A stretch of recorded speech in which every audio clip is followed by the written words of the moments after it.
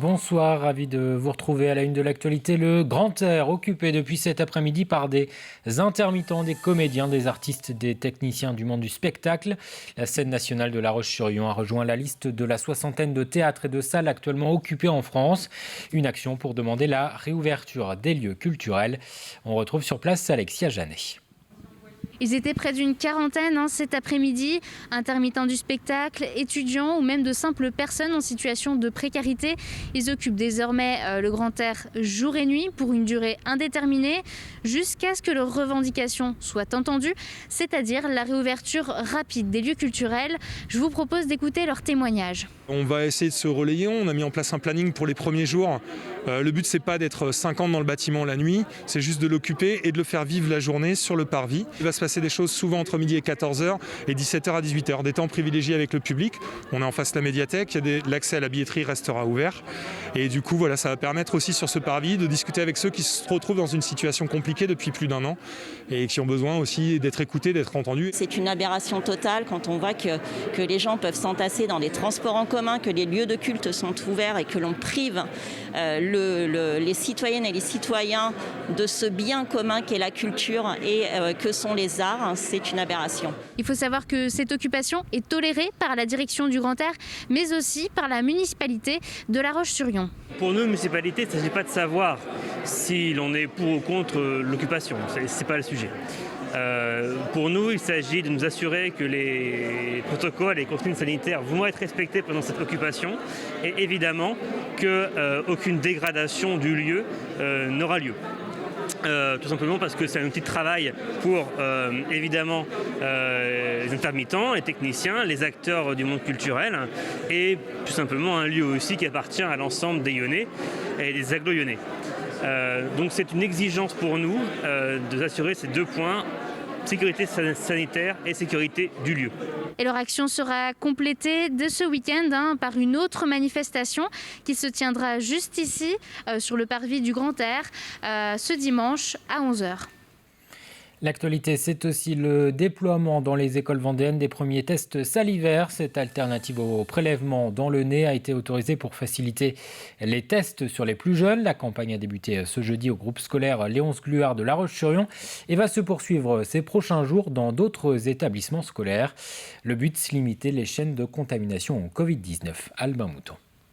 Je m'appelle Lisa et j'ai une mission pour toi. Est-ce que tu sais pourquoi tu es là aujourd'hui ?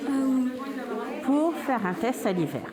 Ce matin, cette salle de classe se transforme en laboratoire mobile.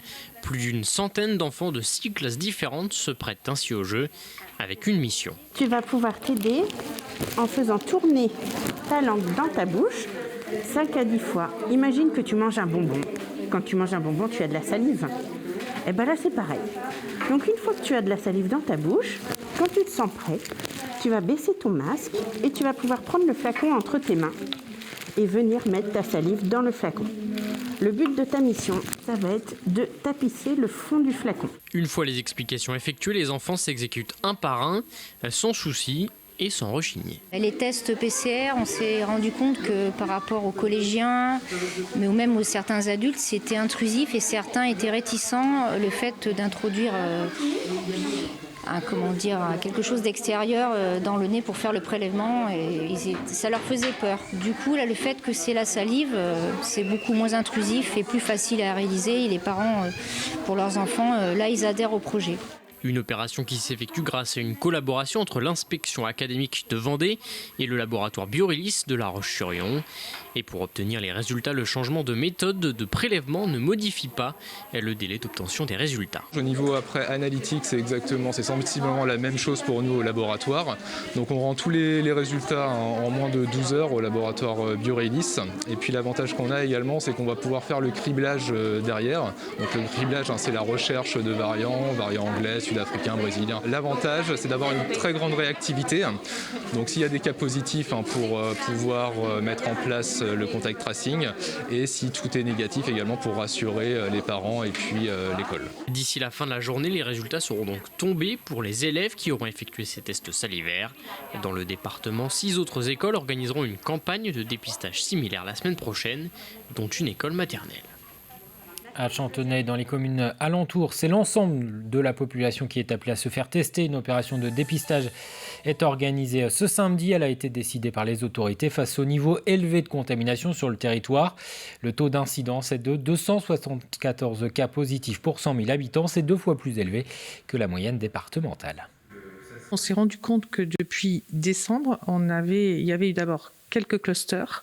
Ensuite, on se rend compte qu'il y a une circulation très active du virus et que avec notamment un certain nombre, les variants, le variant anglais, variant sud-africain, et qu'il est important qu'on ait une connaissance exacte de pourquoi est-ce que ce virus circule de façon active sur notre territoire. La meilleure façon pour savoir pourquoi ce virus circule, c'est de faire une campagne de dépistage sur le territoire de Chantenay, je le rappelle.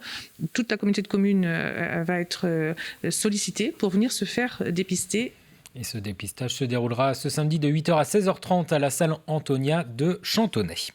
Un an après cette crise sanitaire continue à avoir des effets sur l'économie et parfois des effets positifs. C'est le cas pour les entreprises du paysage. Elles sont environ 1800 dans la région et regroupent plus de 7000 salariés.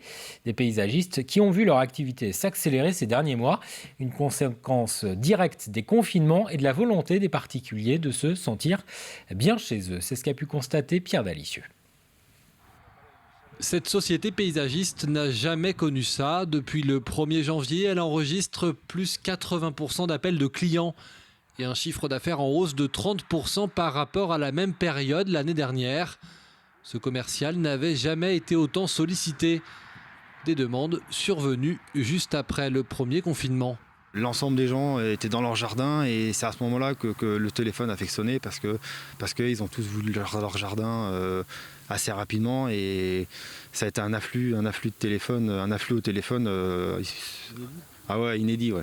Ce chantier de jardin sera bientôt terminé pour le plus grand plaisir de ce couple de retraités. Un projet d'aménagement qu'ils avaient déjà en tête avant la crise sanitaire, mais qui a pris de l'ampleur pendant le confinement, pour finalement devenir un investissement important qu'ils n'avaient pas prévu au départ. Le confinement a fait que finalement on s'est dit finalement autant développer les aspects extérieurs parce que on se disait ça va être important, on va vivre plus dehors. Et puis en même temps au niveau du budget, on n'a pas eu le budget vacances, on n'a pas eu le budget automobile. Donc du coup on est reparti sur un projet plus important et surtout on a anticipé en fait. On s'était dit on aurait le temps peut-être dans 1 an ou 2 et là on l'a fait directement. Pour le dirigeant de l'entreprise, ces commandes en plus sont les bienvenues, même si toute l'entreprise doit mettre les bouchées doubles, car pour le moment, pas d'investissement en vue, ce patron préfère rester prudent. C'est quand même une situation qui sera transitoire parce qu'on espère quand même qu'on va sortir de cette situation assez rapidement, de la situation sanitaire. Donc aujourd'hui, investir, avoir une démarche proactive d'investissement face à cet afflux de demandes nous paraît pour l'instant un petit peu prématuré. On attend de voir, c'est ça.